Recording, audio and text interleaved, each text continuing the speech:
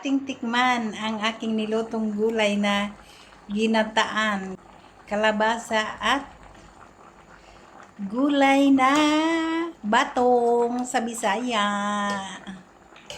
Tingnan nyo guys. Oh. Luto na.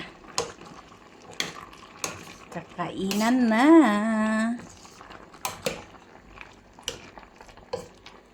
Yan. Ready na siya guys. Oh.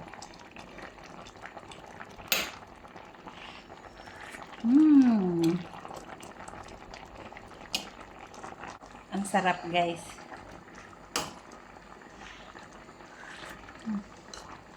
Masarap yung gata na Maggi, ang brand.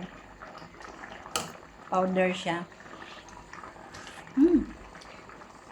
Sarap.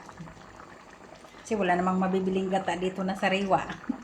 Siyempre, gata sa lata or powder na nasa box. Pero masarap siya. Tapos ang hinalo ko, dilis. Sarap. Sabaw pa lang, malinamnam na guys. Oh. Luto na. Tsaka malabo yung kalabasa niya guys. Oh, malabo. Malabo siya. Oh. Hindi siya yung lapsa na kalabasa. Masarap siya. Ayan oh. Masarap siya na kalabasa. Yun lang. Thank you for watching. Kakain na kami maya-maya.